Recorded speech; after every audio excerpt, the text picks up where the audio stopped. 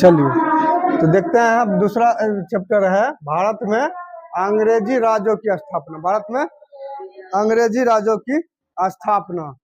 तो भारत में जो है ना सब यूरोपीय आया था, तो पहले उसका आगमन का क्रम देखेंगे, फिर उसका स्थापना का क्रम देखेंगे। सबसे पहले क्या देखते हैं?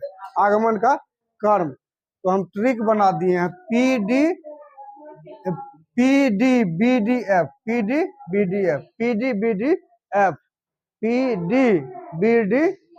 नहीं याद हो जाएगा? PDBDF।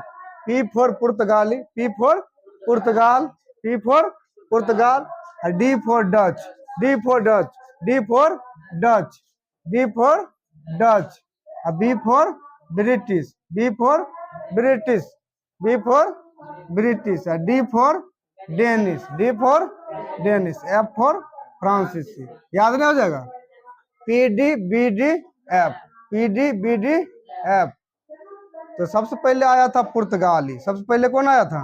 पुर्तगाली। उसके बाद आया डच, डच के बाद ब्रिटिश को ही अंग्रेज बोलते हैं, अंग्रेज। उसके बाद डेनिश, तब सबसे लास्ट में फ्रांसीसी। ये पुर्तगाली सबसे पहले आया, सबसे बाद में भारत से जाता है। सबसे पहले आता है, सबसे बाद में भारत से जाता है। ये आता है 1498 में। कब आता है? 1498 में आता है, 1498 में आता है, आया। और 1961 में भारत से गया, 1961 में भारत से गया, 1961 में गया। वो सोच लो, सबसे पहले आया। आई अंग्रेज आता है 1600 में। अंग्रेज कब आता है? 1600 में। तो देखो उससे पहले आया और उससे आई जाता है कब? 1947 में। इससे पहले आया ना, उससे बाद में जा रहा है। यानी इसको, ये जो है पुर्तगाली सबसे पहले आता है और सबसे बाद में जाता है। सबसे पहले कौन आता है भारत में? ये सब क्यों आ रहा है भारत में? व्यापार करने। किस लिए आ रहा है? व्यापार करने। व्यापार करते करते करते करते धीरे धीरे यहाँ के शासन में हस्तक्षेप करते करते क्या करेगा? शासन करने लगता है, अपना उपनिवेश बना लेता है देश को। सबसे पहले क्या सोच के आया था? व्यापार करने का है। सबसे पहले जो आया था ये पुर्तगाली नाविक था वास्को डी गामा। कौन था? Vasco D gamma. वो आता है भारत, वो आता है दक्षिण अफ्रीका के दक्षिणी छोर में उत्तर आशा द्वीप को होते हुए, उत्तर आशा द्वीप जो है ना, उत्तर मासा द्वीप, ये उत्तर मासा अंतरीप इसको बोलते हैं। क्या बोलते हैं? उत्तर मासा अंतरीप। इसको होते हुए, जिसको क्या बोलते हैं? Cape of Good Hope, Cape of Good Hope. ये हम पिछले क्लास में बताए थे। इसका खोज किसने किया था? Bartholomew Dias, Bartholomew Dias. Cape of Good Hope की खोज किसने किया था? Bartholomew Dias. ये कब किया था? 1486 में। 1486 में क्यों, कौन किया था? Bartholomew Dias. ये केप ऑफ गुड होप, ये रास्ता है यहाँ दक्षिण अफ्रीका के दक्षिणी छोर पर। इधर है ना दक्षिणी अफ्रीका, इधर इधर यहाँ ऊपर में उत्तरी अमेरिका है, यहाँ दक्षिण अमेरिका, यहाँ पे है अफ्रीका। सॉरी, अफ्रीका, हम अमेरिका बोल रहे थे बार बार। अफ्रीका के दक्षिणी छोर यहाँ पर है ये Cape of Good Hope. Cape of, इसका खोज किसने किया था? Bartholomew Dias, Bartholomew Dias. पिछले क्लास में बताए थे बार्थोलोमियो डियाज।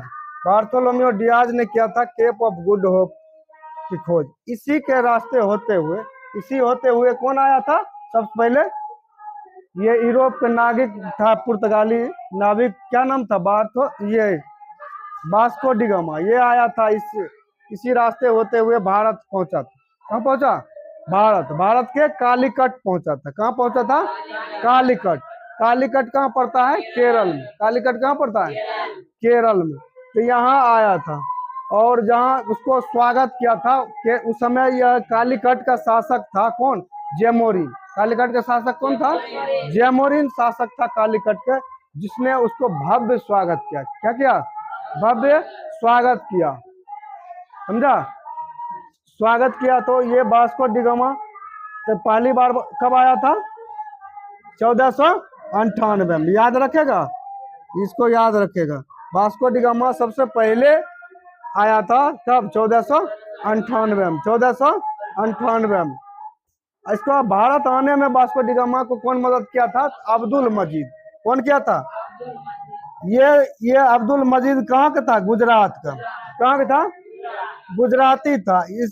यही इसका पथ प्रदर्शक बना। पथ प्रदर्शक मतलब रास्ता दिखाने वाले, रास्ता दिखाने वाले पथ प्रदर्शक बना। कौन?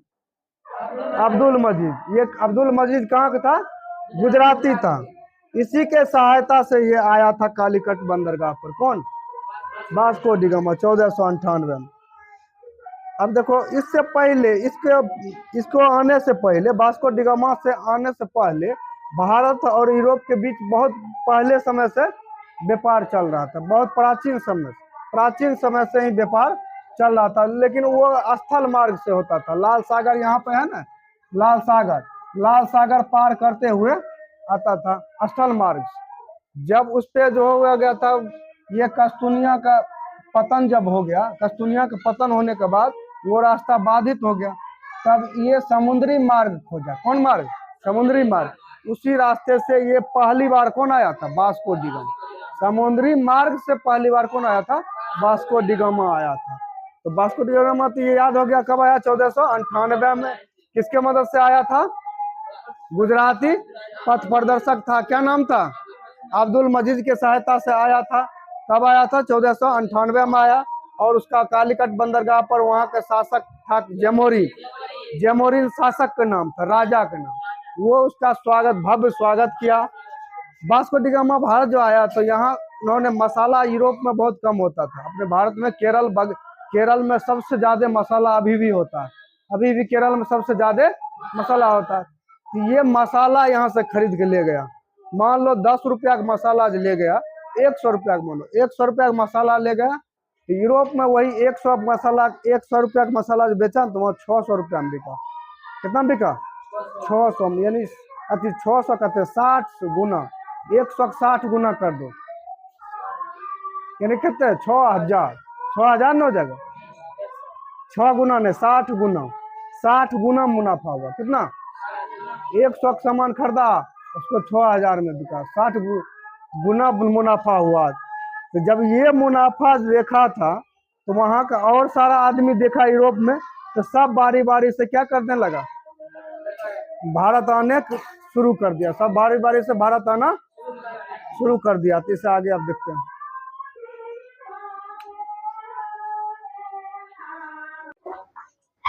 वास्को डी गामा जो है फिर दोबारा भारत आता है। दोबारा, पहला बार तो 1498 में आता है, दोबारा आता है 1520 में।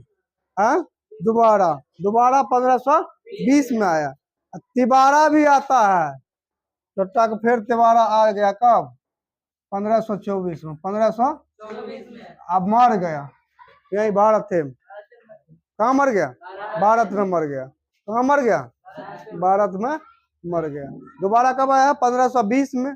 तिबारा आया 1524 में। और उसकी मृत्यु कहाँ हो गया? भारत में ही, कोचीन में। पुर्तगाली, उसके बाद पुर्तगाली यहाँ है ना, पुर्तगाली साम्राज्य स्थापित हो गया था भारत में। तो उन्होंने क्या किया? धीरे धीरे गोवा पर कब्जा कर लिया। 1510 में गोवा के शासक था वहां के यूसुफ आदिल शाह, उससे गोवा जीत लिया। जीत के उस पर कब्जा कर लिया। उसके बाद मलक्का पर 1511 में 1511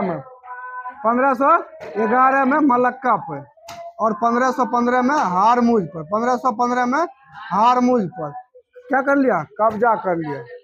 और 1530 में जो है पहले राजधानी कहाँ बनाया? कोचीन स्थापित भी कहाँ किया था? कोचीन। इसका पहले कंपनी, पुर्तगाली का पहला कंपनी कहाँ स्थापित हुआ था? कोचीन। पुर्तगाली का पहला कंपनी कोचीन में स्थापित हुआ। तो कोचीन में ही उसका सारा काम होता था, वहीं राजधानी बनाया। फिर दोबारा जो है कोचीन के बाद वो अपना राजधानी कहाँ बना लिया? गोवा बना लिया। कोचीन के बाद 1530 ईस्वी में, 1530 में अपना राजधानी गोवा बना लिया। अपना राजधानी कहाँ बना लिया? गोवा बना लिया। कोचीन से गोवा ले गया। पहले कोचीन था, कोचीन से गोवा।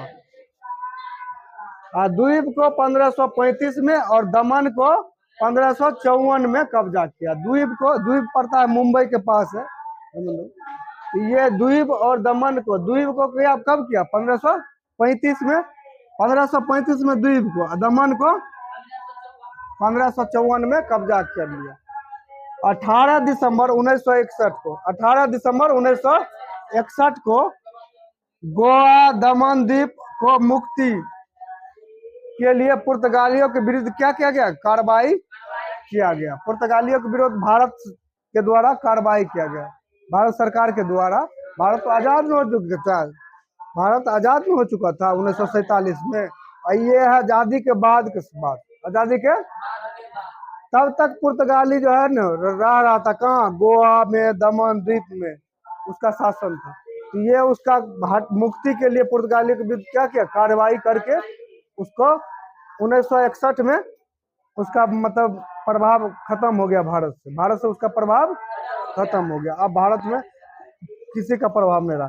12वीं संविधान संशोधन, संविधान में 12वीं संविधान संशोधन हुआ, जिसके तहत गोवा दमन द्वीप को भारत का अंग बना लिया। पहले किसका था? पुर्तगाल का, पुर्तगाली का कब्जा था, अब उसका भारत का अभिन्न अंग बना लिया गया। ईस्ट इंडिया कंपनी 31 दिसंबर ईस्ट इंडिया कंपनी 31 दिसंबर 1600 ईस्वी में स्थापित हुआ।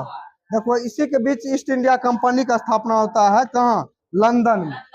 ईस्ट इंडिया कंपनी का स्थापना लंदन में कब होता है? 31 दिसंबर 31 दिसंबर 31 दिसंबर कौन किसके द्वारा? वहाँ के रानी कौन थी? एलिजाबेथ। वहाँ की रानी कौन थी? एलिजाबेथ के द्वारा किया गया। और इसका मुख्यालय कहाँ था? लंदन। कंपनी भारत में कर रहा था व्यापार, लेकिन मुख्यालय कहाँ है? लंदन में। ईस्ट इंडिया कंपनी का मुख्यालय लंदन में। कब स्थापना हुआ? 31 दिसंबर 1600 ईस्वी में स्थापित हुआ, जिसका संस्थापक कौन था? एलिजाबेथ। वहाँ की रानी थी एलिजाबेथ। इसका मुख्यालय लंदन में। रॉयल चार्टर्ड, वहाँ का रॉयल चार्टर्ड था। उस रॉयल चार्टर्ड के थ्रू तत्कालीन ब्रिटिश महारानी कौन थी? एलिजाबेथ प्रथम, एलिजाबेथ प्रथम। वहाँ उस समय के ब्रिटिश महारानी थे एलिजाबेथ प्रथम। उसके द्वारा यह कहा गया कि ईस्ट इंडिया कंपनी जो है 15 साल के लिए, 15 साल का अनुमति दिया, 15 साल तक तुम पूर्वी देशों के साथ व्यापार कर सकते हो। 15 वर्षों के लिए तुम व्यापार कर सकते हो। उसके तरफ वहाँ के महारानी के द्वारा मतलब अनुमति मिल गया, ठीक है। तो 15 वर्षों के लिए फिर समय समय से उसको बढ़ाया जाता है। लेकिन तुम्हारे किताब में जो है उसके अनुसार एकदम SCERT के अनुसार बता रहे हैं, उससे जितने ज्यादा बता रहे हैं कम, थोड़ा मोड़ा ज्यादा कर रहे हैं कहीं कहीं, ठीक है। तो यहीं तक रहने दो, तो यहाँ तक तो याद भी हो गया होगा, ठीक है, रहने दो।